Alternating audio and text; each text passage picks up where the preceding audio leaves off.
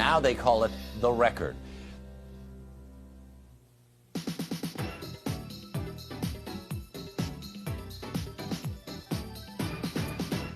Painting for me is very relaxing. I love to do it, and I love baseball. So I think because I play baseball and that I combine the love for both, for art and baseball, and it's just a thing that I just love to do.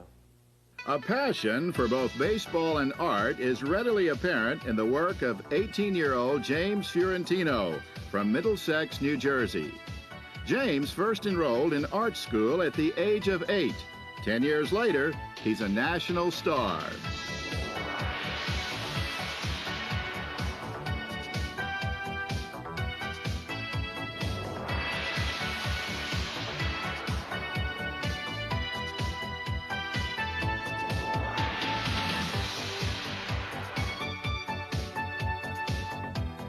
This year, James had the honor of being featured on the Hall of Fame induction program. His association with Cooperstown dates back to '93, when he creatively set out to fulfill a dream, to have one of his paintings hang in the Hall of Fame. I sent some slides of my paintings to the Baseball Hall of Fame, and the curator, Ted Spencer, saw my Reggie Jackson, and it was a coincidence that he was going to the Hall of Fame that year. And when I got the call, I was just so excited and couldn't believe it. And it was just a long shot, but I'm glad that I tried. I just remember going to the Baseball Hall of Fame when I was younger and saying, one day maybe I can have a painting here.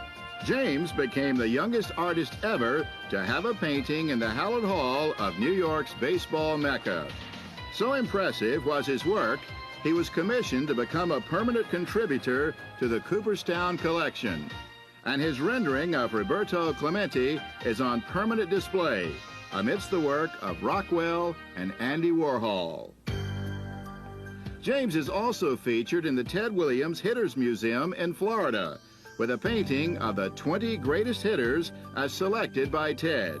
A daunting task, one that took James more than 250 hours. The most important thing about painting is getting the composition right and the photographs. So that's a long process. Then that starts the process of painting, and all my paintings are done in watercolor. And that takes a long time. It's a long process of layering paint over paint. It took me the whole entire summer, but it was a great experience, and I'm glad I did it. James exhaustively researched each and every hitter, and it paid off. When Ted Williams saw the 30 by 40 collage, he was floored. He couldn't get over how accurately James portrayed each hitter's batting stance and hand position. He looked at it for hours. For James, that was his reward. I got the chance to meet Ted Williams, and I was honored. He just said that it was a great painting and that I did everyone fantastic. And to have a comment like that from the greatest hitter in baseball was awesome. James was an all-state shortstop for his championship Middlesex High School baseball team, and he now plays for Drew University. He got to meet another shortstop recently, a guy named Ripken. His interest in Cal began when he painted Ripken's 278th home run, the one that gave Cal more home runs than any shortstop in baseball history. That's well hit to deep left field. Going, and gone. A home run for Cal Ripken to make it 2-0. With his most recent work, James unveiled the long-awaited 2131 tribute to Cal Ripken and Lou Gehrig. The 28 by 35 original watercolor will be the only official commemorative lithograph with the likeness of both men. It's now in the final stage of licensing for Major League Baseball. Part of the proceeds from the Lou Gehrig, Cal Ripken lithograph are going to go to the Eleanor and Lou Gehrig Foundation, and you know, it's just an honor to be involved with Cal Ripken and Lou Gehrig.